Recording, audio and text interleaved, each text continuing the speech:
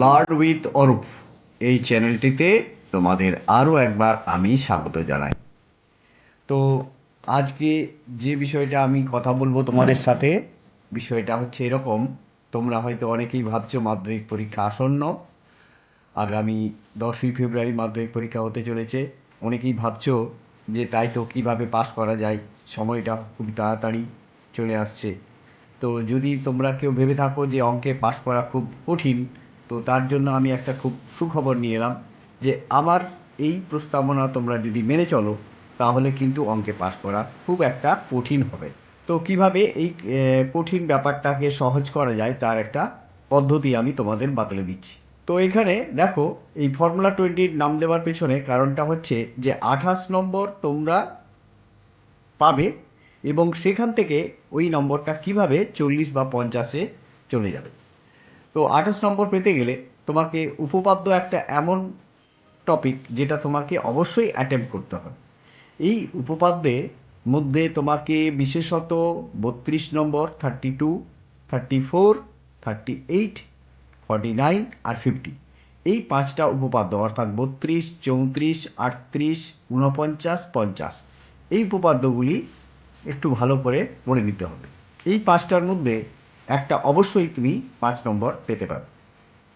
আবার দেখো, সম্পাদ্য, সম্পাদ্যের মধ্যে বিশেষত রুটের মান, √29, √21 কিংবা √31, এরকম যে রুটের মানগুলো রয়েছে, কিংবা পরিবৃত্ত এবং অন্তর্বৃত্ত, এইগুলো অ্যাটেম্প করলে সেখানে তুমি 5 নম্বর পেতে পারো।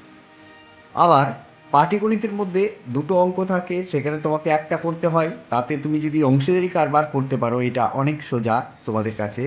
আর এই অংশীদারি কারবার থেকে তোমরা 5 নম্বর খুব সহজেই পেতে পারো। এবার ত্রিকোণমিতিতে আসা যাক। ত্রিকোণমিতি অনেকের ভাবে যে খুব সহজ নয়, জটিল।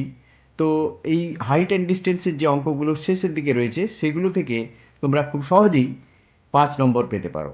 তো কিভাবে এই ত্রিকোণমিতি হাইট অ্যান্ড ডিস্টেন্স অঙ্কগুলো সহজে করা যায়, কিংবা অংশীদারি কারবারের মধ্যে কোন অঙ্কগুলো বেশি পড়ে বা কিভাবে সহজে করা যায়, তার কিছু ভিডিও আমি পরে আনতে চলেছি, সেগুলোর দিকেও তোমরা খেয়াল রাখবে। আবার সম্পাদ্যগুলো কিভাবে সহজে করে নেওয়া যাবে তার জন্য আমি একটা ভিডিও নিয়ে আসবো। তো এখন পরবর্তী যে টপিকটা সেটা হচ্ছে পরিসংখ্যা বিদ্যা। পরিসংখ্যার বিদ্যার মধ্যে গড়, মধ্যমা আর সংখ্যাগুরু মান, এই 3টি বিষয়ের মধ্যে দুটো সম্পর্কে যদি সঠিক আইডিয়া থাকে তাহলে এখানে 4 আর 4-এ 8 নম্বর পাওয়া খুব কঠিন নয়। তাহলে উপপাদ্যে 5 নম্বর, সম্পাদ্যে 5 নম্বর, পাটিগণিতে 5 নম্বর, ত্রিকোণমিতিতে 5 নম্বর আর পরিসংখ্যা বিদ্যাতে 8 নম্বর, মোট 28 নম্বর। এই জন্য এটাকে আমি ফর্মুলা 28 বলছি। এবার অবজেক্টিভ অঙ্কগুলোর মধ্যে থাকে 14 + 21, 36 নাম্বার। এই 36-এর মধ্যে কেউ কিছু না জানলেও 2 নম্বর পাওয়াটা এমন কোনো কঠিন নয়। তাহলে 28 আর 2, এতে হলো 30 নম্বর। এবার স্কুলের প্রজেক্টের খাতায় 10 নম্বর তো সকলেই পাবে, কাজেই 30 আর 10-এ 40, তা সহজেই 40 নম্বর পাওয়া যাবে। সুতরাং এই ফর্মুলা 28 তোমরা অ্যাপ্লাই করো। আমি এখানে প্রমিস করে বলছি যে এই ফর্মুলা 28 ফলো করলে তোমরা 40 নম্বর খুব সহজেই পেতে পারো। তো এই ফর্মুলা 28 তোমাদের যদি মনে হয় যে খুব ভালো লেগেছে, কিংবা এটাকে তোমরা লাইক করো, আর তাহলে দেখা হচ্ছে তোমাদের সঙ্গে পরের ভিডিওতে। আর এই চ্যানেলটিকে তোমরা অবশ্যই লাইক এবং সাবস্ক্রাইব করতে ভুলো না।